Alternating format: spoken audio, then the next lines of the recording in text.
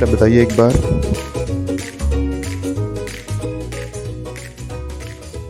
Hello, क्या मेरी voice आप तक पहुंच रही है? यस। तो आइए अपनी क्लास को हम स्टार्ट करें। गुड मॉर्निंग बेटा आयुषी। अपनी क्लास को हम स्टार्ट करें तो थोड़ा सा मैं रिवाइज करके चलता हूं। हम रेजिडेंशियल स्टेटस नाम का एक टॉपिक पढ़ रहे हैं। तो ये टॉपिक हम क्यों पढ़ रहे हैं, इसके पीछे रीजन है कि सर किस पर्सन के हाथ में कितनी इनकम टैक्सेबल होगी वो डिपेंड करेगा उसका रेजिडेंशियल स्टेटस क्या है। मतलब सर, अगर आप एक रेजिडेंट हैं अगर आप एक रेजिडेंट हैं तो आपकी इंडिया की इनकम और आउटसाइड इंडिया मतलब फॉरेन इनकम, ये दोनों ही क्या होगी? गुड मॉर्निंग सैली बेटा। आउटसाइड इंडिया की जो इनकम होगी ये कहाँ पर टैक्सेबल होगी?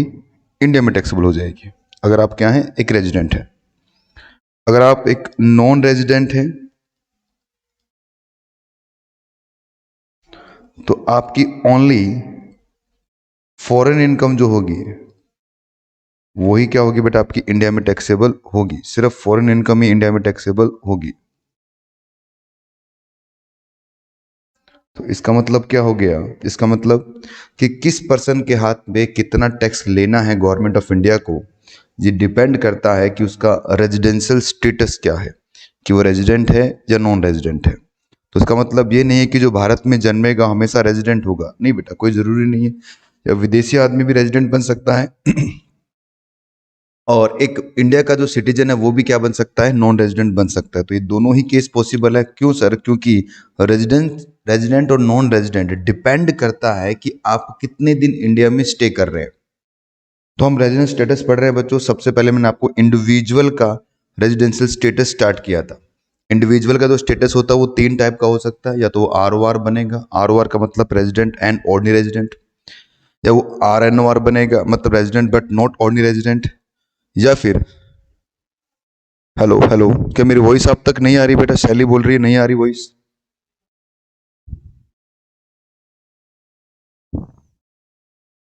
Hello hello.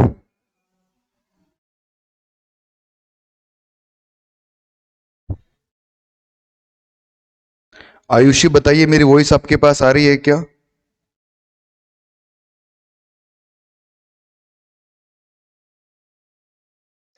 आयुषी कह रही है क्लियर वॉइस है। शैली कह रही है वॉइस नहीं आ रही। क्या करूं बेटा बताओ? आयुषी के पास वॉइस जा रही है, इसका मतलब तो ये हुआ कि शैली के पास भी जानी चाहिए। आप एक बार चेक कीजिए बेटा अपनी कनेक्टिविटी को। शैली, आपके वहीं पे कुछ प्रॉब्लम है। तो रेजिडेंशियल स्टेटस का सॉरी इंडिविजुअल का रेजिडेंशियल स्टेटस कैसे निकलेगा? सबसे पहले इंडिविजुअल को 3 कैटेगरी में बांटा गया है। या तो ROR बनेगा मतलब रेजिडेंट एंड ऑर्डिनरी रेजिडेंट, या वो RNOR बनेगा resident but not ordinary resident, या वो NR बनेगा। ठीक है, तो इसको 2 स्टेप में डिवाइडेड किया गया है। पहले स्टेप में आपको पता चलेगा कि वो रेजिडेंट है या नॉन रेजिडेंट है। तो residential status on basic of number of the day stay in India. तो फर्स्ट कंडीशन और सेकंड कंडीशन कि आप कितने दिन इंडिया में स्टे कर रहे हैं, इसी पर डिपेंड करेगा आपका रेजिडेंशियल स्टेटस। तो फर्स्ट कंडीशन क्या है बच्चों? कि आपने प्रीवियस ईयर में 182 डेज और मोर स्टे कर लिया तो आप क्या बन जाएंगे? भारत के लिए रेजिडेंट बन जाएंगे। अगर आप ये फर्स्ट कंडीशन पूरी नहीं कर पाते तो आपके पास ऑप्शन है सेकंड कंडीशन का, कि प्रीवियस ईयर में 60 डेज और मोर और उसके पीछे के 4 साल में 365 डेज और मोर अगर इंडिया में स्टे कर गए आप तो भी भारत के रेजिडेंट आप माने जाएंगे। अब नोट नंबर 1 क्या था? नोट नंबर 1 बोल रहा है कि सर आने वाला दिन और जाने वाला दिन दोनों काउंट करेंगे हम जब number of stay in India निकालेंगे। नोट नंबर जो 2 है वो कह रहा है कि कोई जरूरी नहीं है कि आपको कंटिन्यू क्या करना है? इंडिया में रहना है। ये कोई जरूरी नहीं है कि आपको इंडिया में कंटिन्यू पीरियड में रहना है। ठीक है, तो ये हमने आज तक मैंने आपको एक क्वेश्चन भी करवाया था लास्ट क्लास में। अब आइए बच्चों इसके आगे लिखना स्टार्ट करें हम। आयुषी, क्या मेरी वॉइस अब आपके पास आने लग गई क्या? सॉरी शैली, क्या मेरी वॉइस आप तक पहुंच रही है बेटा?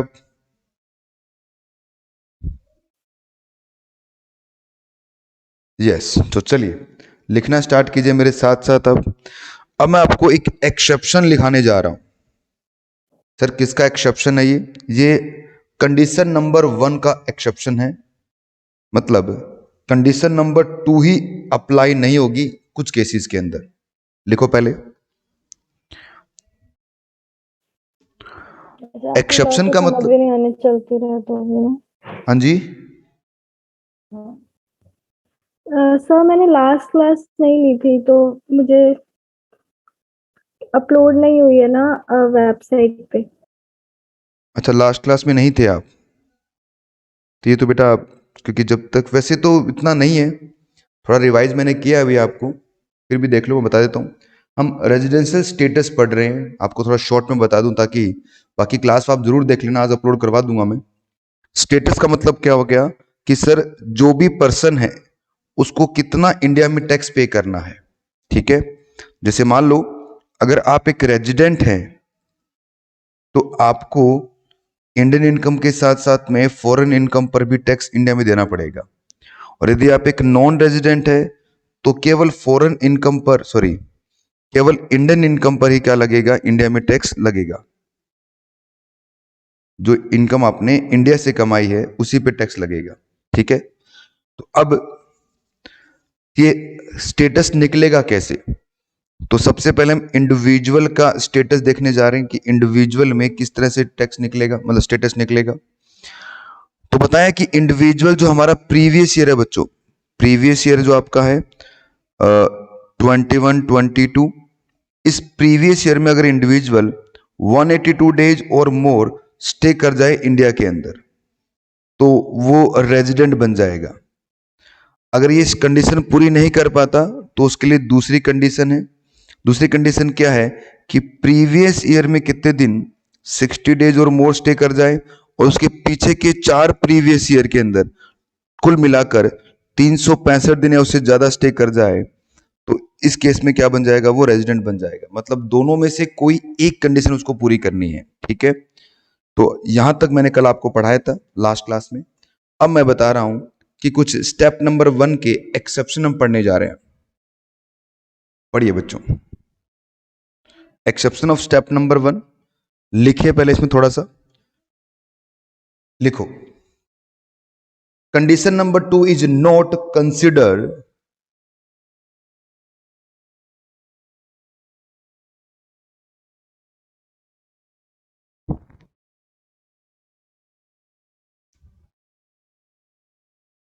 एक मिनट,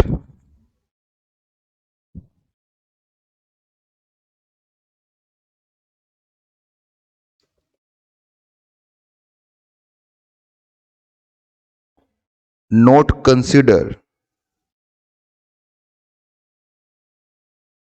कहां पर कंसिडर नहीं की जाएगी? For following person. जो अभी हम पर्सन पढ़ने जा रहे हैं उनके लिए आपको कंडीशन नंबर 2 को फॉलो करने की आवश्यकता नहीं है। In other word,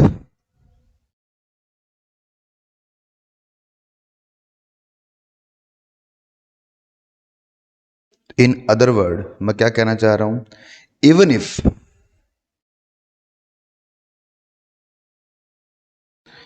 if such individual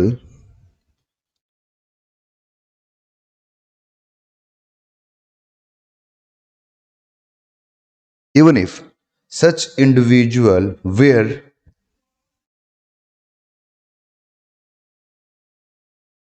in India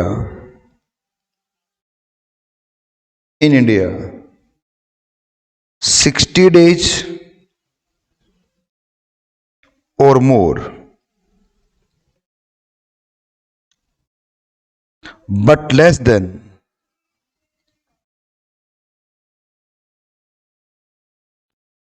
182 days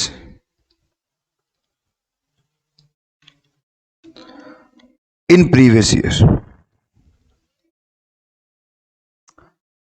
they will not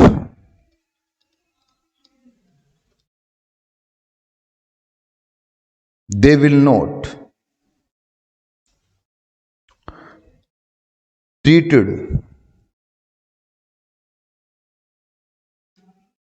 as a resident. क्या कहना चाह रहा हूं बेटा मैं, सिंपल लैंग्वेज में कह रहा हूं आपको कि हमने दो कंडीशन देखी थी। एक कंडीशन तो 182 दिन या उससे ऊपर स्टे करोगे आप। दूसरी कंडीशन क्या थी, 60 प्लस पीछे के 4 साल में 365 डेज आप क्या करोगे। तो इन दोनों में से आपको एक कंडीशन पूरी करनी थी।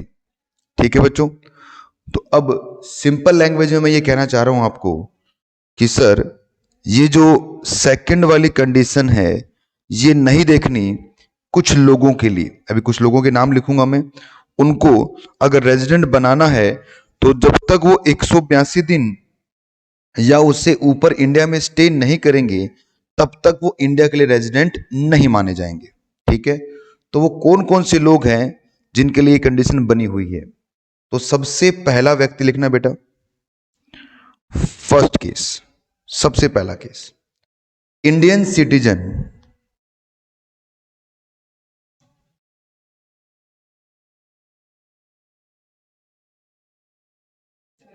Indian citizen comma who leave India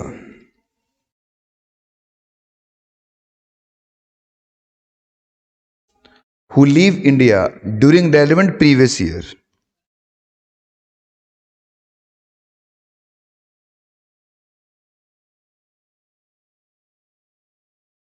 during relevant previous year, चलो पूरा लिखता हूं previous year,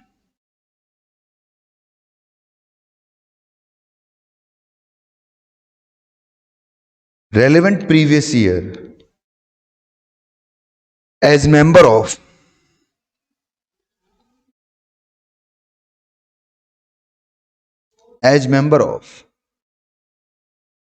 crew of Indian ship।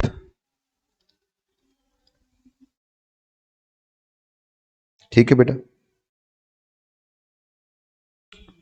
दूसरा लिखिए इसमें, अभी इस पे चर्चा करेंगे अपन। Indian citizen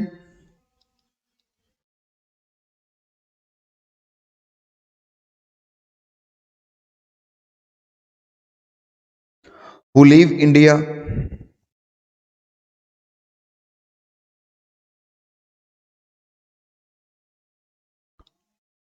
leave India during the relevant previous year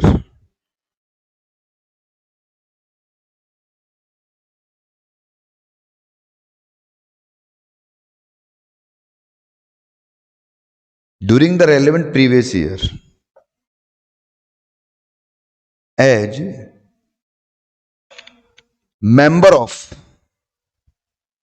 देखो रुको रुको, मेंबर नहीं बेटा,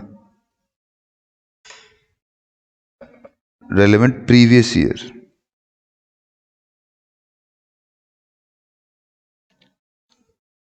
for purpose of employment,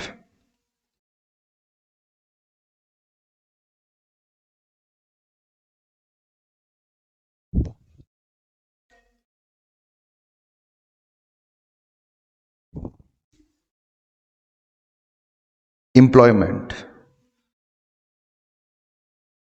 outside India।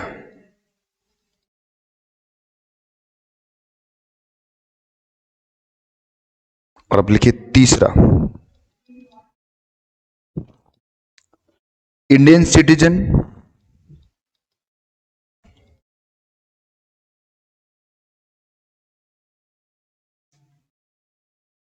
और person of Indian origin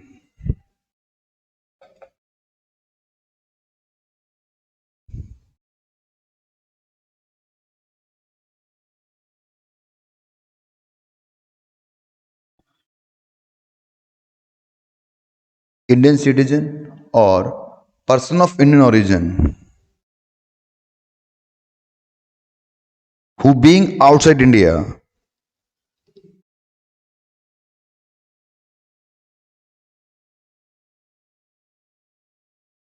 who being outside India come on visit come on visit to India, visit to India during the relevant previous year.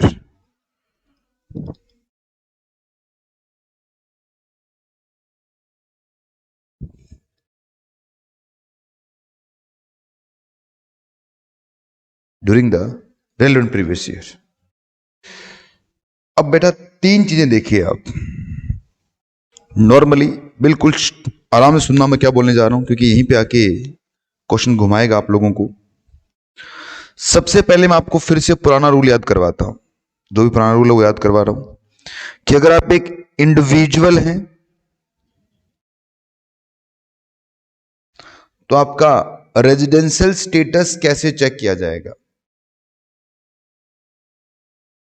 कि या तो previous year कौन सा हमारा 21 22 उसमें आप 182 दिन या उससे ज्यादा रुक जाएं तो आप रेजिडेंट बन जाएंगे। अगर आप ये नहीं कर पाते तो आपको दूसरा ऑप्शन मिला है कि प्रीवियस ईयर में 21 22 डेज, इसमें 60 डेज और मोर स्टे कर जाएं आप, और साथ साथ इसके पीछे के 4 प्रीवियस ईयर में कुल मिला के 365 दिन या उससे ज्यादा स्टे कर जाएं। इन दोनों में से कोई भी एक कंडीशन आप पूरी कर देते हैं तो आप स्टेप नंबर 1 पूरा कर पाएंगे, और जैसे स्टेप नंबर 1 पूरा होगा तो यह माना जाएगा कि आप क्या बन चुके हैं, रेजिडेंट बन चुके हैं। ठीक है, अब क्वेश्चन ये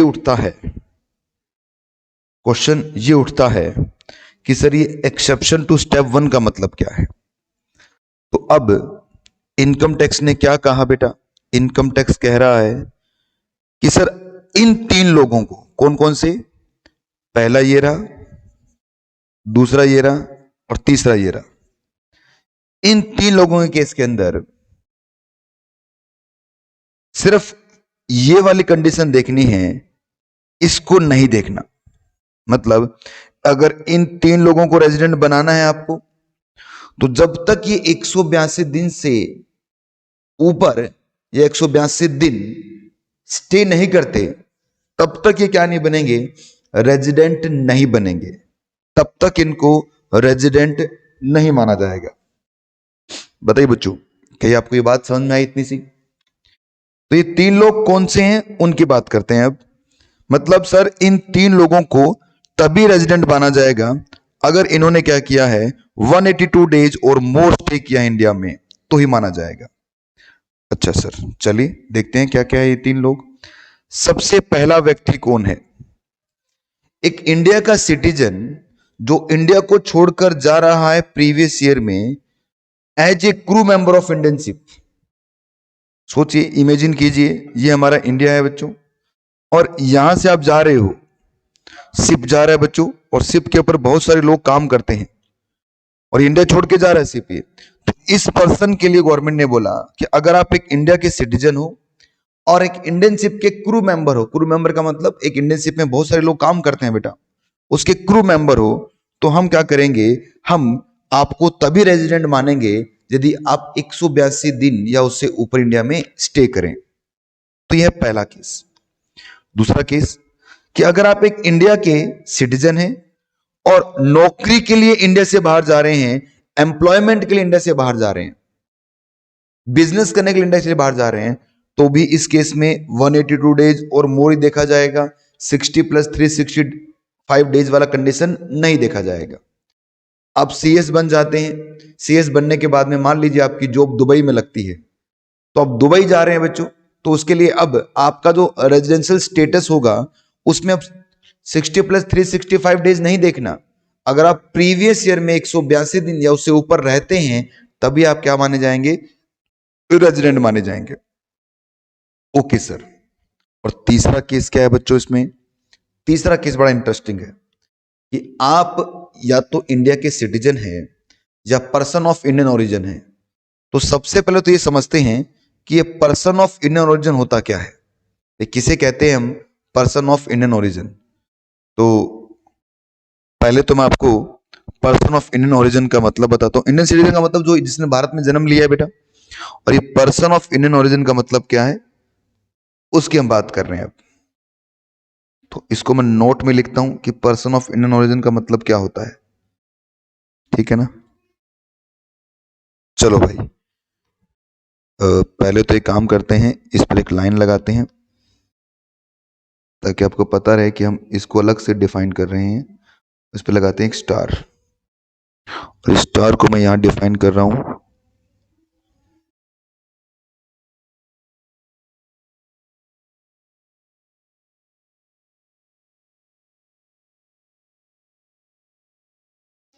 कौन होता है person of Indian origin.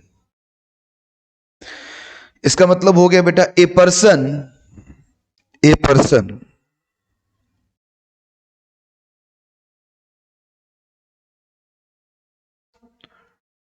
said to be Indian origin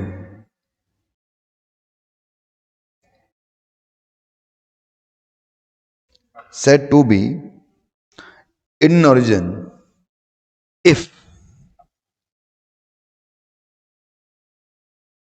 he or either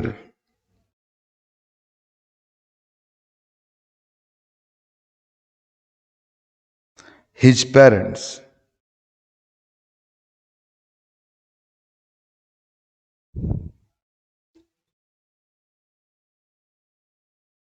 he or either his parents or either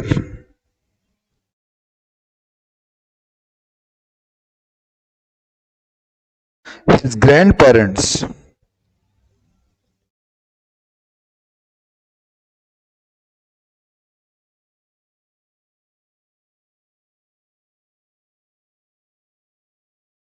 was born, कहां पर बोर्न हो रहे हैं इन अनडिवाइडेड इंडिया। अगर उनमें से कोई भी अनडिवाइडेड इंडिया में बोर्न हो जाए तो वो पर्सन क्या मान लिया जाएगा, पर्सन ऑफ इंडियन ओरिजिन। अब मैं आपको फिर से एग्जांपल देता हूं, लिखा होगा आपने। जैसे मान लीजिए चेक करना है कि मैं पर्सन ऑफ इंडियन ओरिजिन हूं या नहीं हूं, तो या तो मेरा जन्म, चाहे मेरे मम्मी पापा में से किसी का जन्म, या मेरे दादा दादी या नाना नानी में से किसी का भी जन्म इंडिया में या अनडिवाइडेड इंडिया में हो गया है, तो मैं क्या बन जाऊंगा, पर्सन ऑफ इंडियन ओरिजिन मान लिया जाऊंगा। देखो सीधी सी बात है बच्चों, अगर मेरा जन्म इंडिया में हुआ है तो मैं इंडियन सिटीजन बन गया, और मेरा जन्म पाकिस्तान में हुआ है और मैं इंडिया में विजिट करने आ रहा हूं तो मैं पर्सन ऑफ इंडियन ओरिजिन माने जाऊंगा अगर मैं 1947 से पहले जन्मा हुआ हूं, क्योंकि पाकिस्तान हमारे देश से अलग कब हो गया था, 1947 में। अनडिवाइडेड इंडिया में क्या आता है सर, पाकिस्तान और बांग्लादेश, ठीक है। ये पहले भारत के हिस्से हुआ करते थे और बाद में ये अलग हो गए। नेपाल, श्रीलंका, अफगानिस्तान ये अनडिवाइडेड इंडिया में नहीं आते बेटा। अगर मेरा जन्म या मेरे मम्मी पापा का जन्म या उनके मम्मी पापा मतलब मेरे दादा दादी या मेरे नाना नानी, इनमें से किसी का भी जन्म अनडिवाइडेड इंडिया में हुआ है 1947 से पहले या 1947 के बाद इंडिया में हुआ है, तो उस केस में क्या होगा बच्चों, मैं पर्सन ऑफ इंडियन ओरिजिन माना जाऊंगा। सोचिए कितने सारे कितने सारे हमारे देश के लोग हैं जो बाहर बसे हुए हैं, अमेरिका में, लंदन में, ऑस्ट्रेलिया में, न्यूजीलैंड में, बहुत सारे भारतवासी बसे हुए हैं बच्चों। तो क्या वो पर्सन ऑफ इंडियन ओरिजिन है क्या? Yes sir. अगर उनका जन्म या उनके माँ बाप का जन्म या उनके दादा दादी या नाना नानी का किसी का भी जन्म भारत में हुआ है या अनडिवाइडेड इंडिया में 1947 से पहले हुआ है, तो उस केस में वो लोग क्या होंगे, उनको हम एनआरआईज बोलते हैं बेटा, उन्हें हम पर्सन ऑफ इंडियन ओरिजिन कह देंगे। क्या आपको ये बात समझ में आई बेटा? कौन होते हैं person of Indian origin? Indian citizen कौन होगा? जिसने इंडिया में जन्म लिया है, जिसके पास आधार कार्ड है इंडिया का, वो इंडियन सिटीजन है बच्चों। बताइए आयुषी बेटा, बात समझ में आई आपको ये?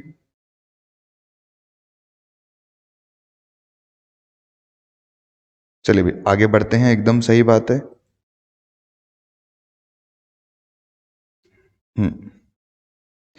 नेक्स्ट पॉइंट लगते हैं इसमें। तो इन तीन केस के अंदर आपको अगर किसी पर्सन को रेजिडेंट बनाना है तो 182 डेज और मोर वाली ही कंडीशन आपको देखनी पड़ेगी, ठीक है ना? अदरवाइज आप नहीं देखेंगे। अब देखिए, अब मैं इस थर्ड पॉइंट के लिए कुछ लिख रहा हूं बेटा।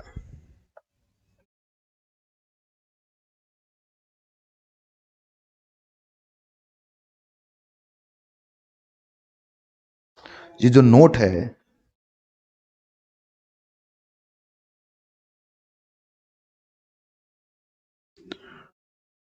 Only for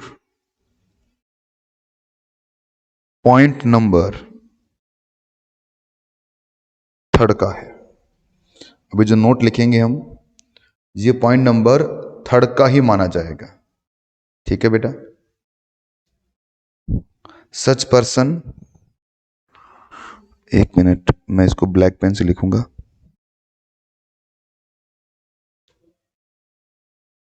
such person, such person का मतलब या तो इंडियन सिटीजन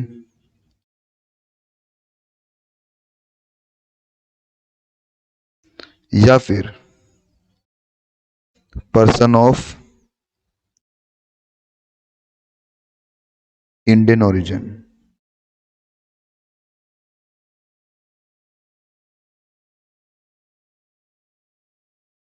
सच पर्सन, इंडियन सिटीजन या person of Indian origin having Indian income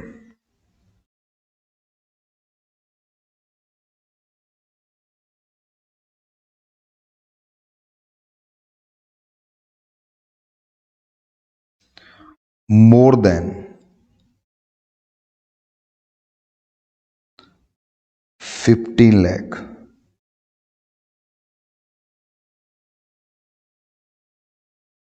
ठीक है? अगर ये जो पर्सन इंडियन सिटीजन है या पर्सन ऑफ इंडियन ओरिजिन है, इनके पास इंडियन इनकम कितनी है? 15 लाख से ज्यादा की है, ठीक है? In during the previous year, in during previous year,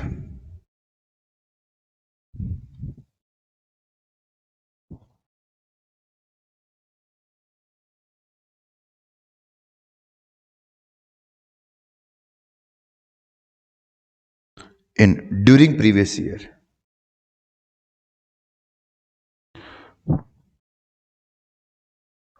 will be treated, will be treated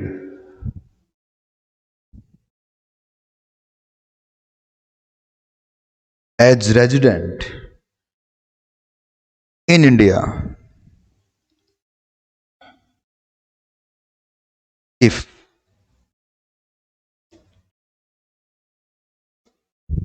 अब इफ में क्या लिखा? Number one,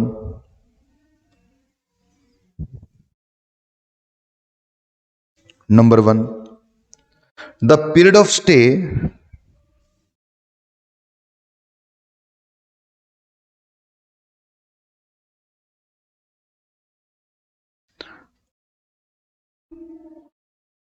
during the relevant previous year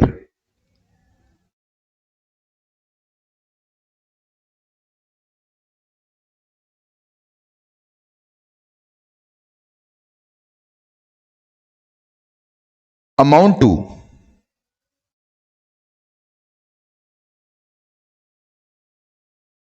182 days or more,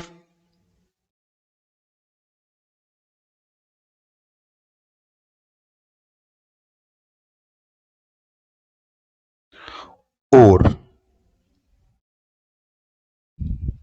दूसरा case, he has been in India during the,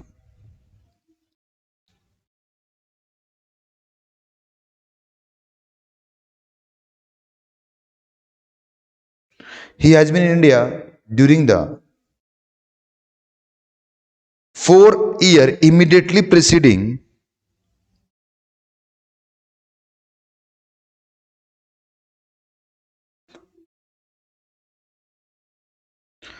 देखिए बच्चों, ये जो chapter हम पढ़ रहे हैं, मैं आपको ये लिखवा रहा हूं। अगर आपको लगता है कि नहीं सर हमें लिखवाइए मत, क्योंकि नोट्स तो मैं हर क्लास में लिखवाता हूं, तो किसी क्लास में जो लिखवा रखा है मैंने, वहीं से क्या कर दीजिए, आप हमें इसके नोट्स भेज दीजिए, तो मेरे लिए वो भी इजी हो जाएगा। तो आप मुझे बताइए कि मैं ये लिखवाऊं या आपको पहले से लिखा लिखा है नोट दूं, ताकि आप प्रिंट आउट निकालो और बस रीड करते रहो मेरे साथ साथ।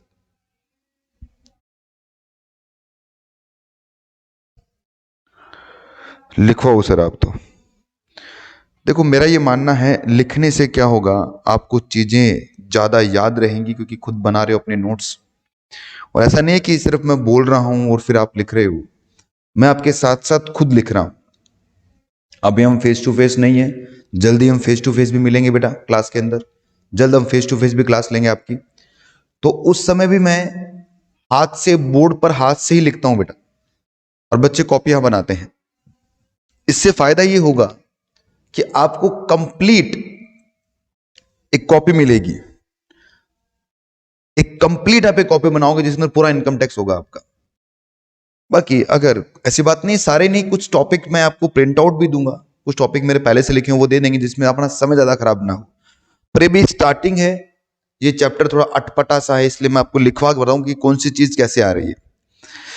तो he has been in India 4 year immediately preceding the previous year for a total period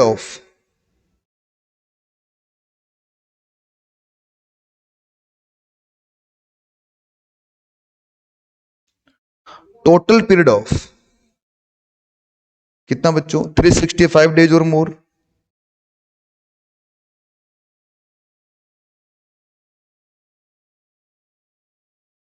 and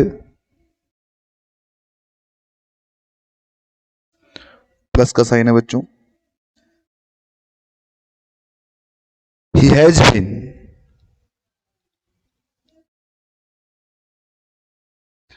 has been in India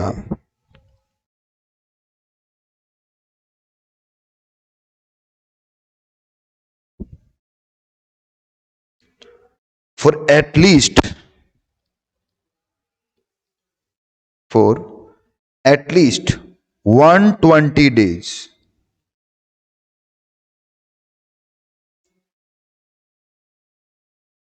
in the previous year।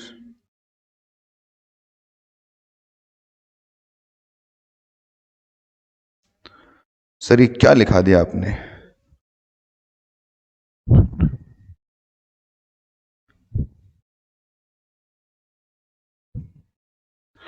देखो आयुषी, आपने जो क्वेश्चन पूछा है, आयुषी पूछ रही है मुझसे कि सर अगर कोई पर्सन दूसरी कंट्री का है लेकिन वो इंडिया से ऑनलाइन अर्निंग कर रहा है, तो क्या उसका भी इंडिया में उसे टैक्स देना पड़ेगा? बिल्कुल देना पड़ेगा, क्योंकि टैक्स कितना देना होता है उसके लिए मैं आपको बेटा सेक्शन 5 बताऊंगा। आप तो फर्स्ट डे से क्लास में हैं, तो देखिए बेटा, हम इस चैप्टर में दो चीजें देख रहे हैं।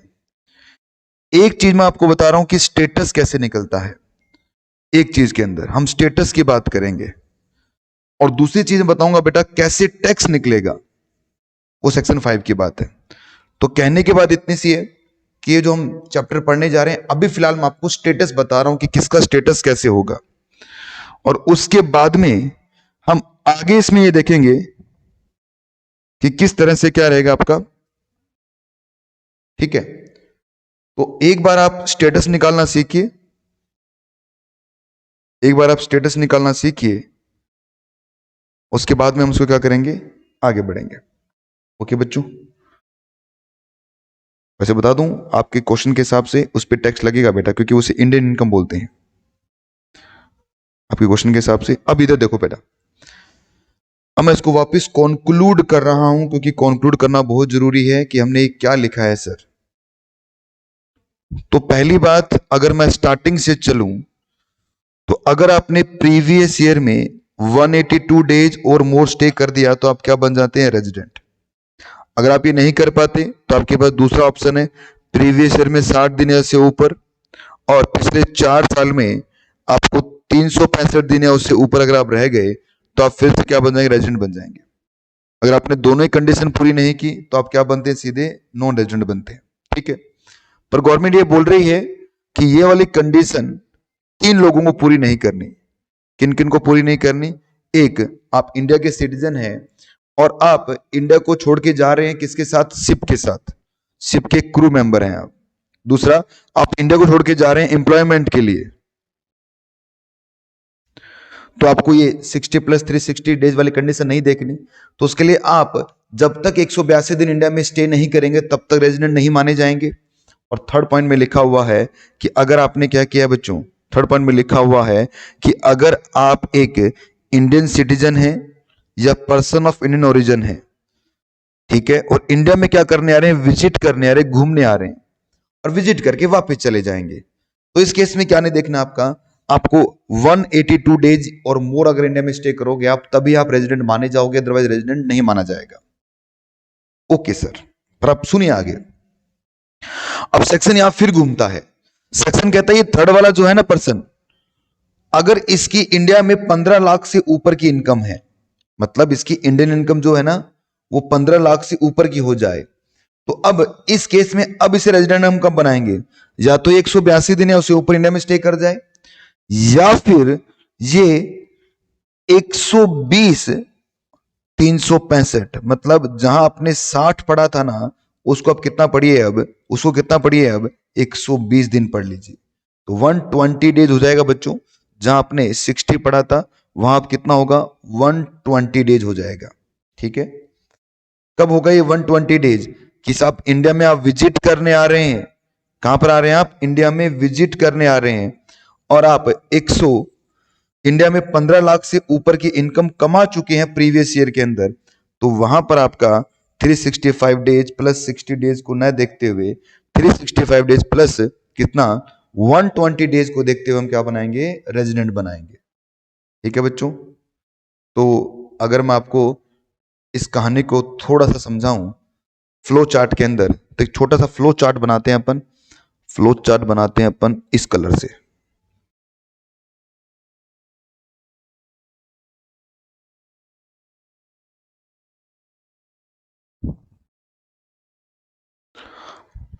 ये एक्स्ट्रा है बेटा, एक्स्ट्रा फ्लो चार्ट, ताकि आपको ये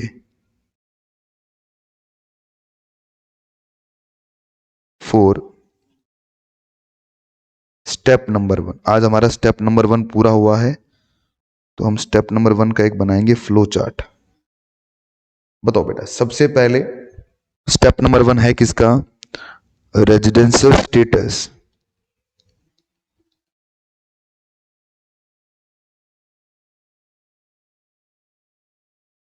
ऑफ इंडिविजुअल।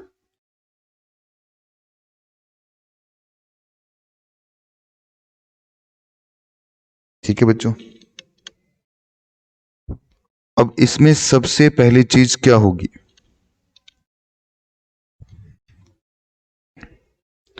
इज इंडिविजुअल, क्या individual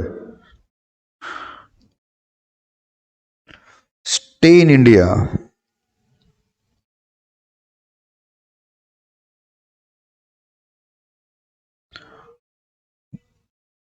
more than equal to 182 days, क्या वो इंडिविजुअल इंडिया में 182 दिन या उससे ऊपर स्टे कर दिया। अगर इसका आंसर हाँ में है, आप कह रहे हैं यस, देखो अब इसमें दो ही चीज हो सकती है, या तो नो होगा या यस होगा। आंसर है यस, तो उस केस में क्या होगा, हमेशा ये रेजिडेंट होगा, बात खत्म। पर यदि नो का केस है,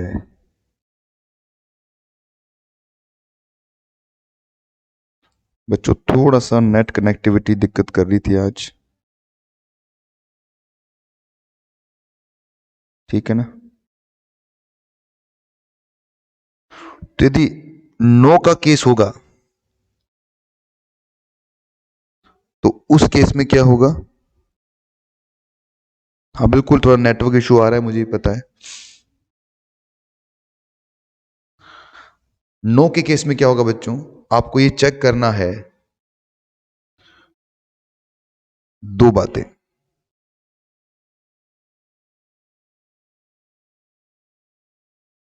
इज इंडिविजुअल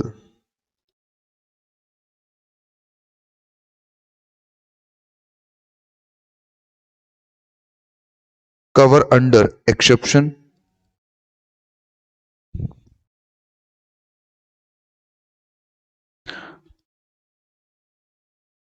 या फिर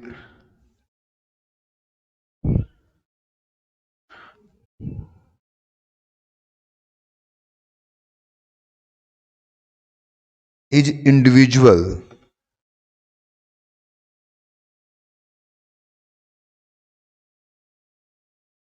नॉट कवर अंडर एक्सेप्शन, या तो एक्सेप्शन में आएगा सर।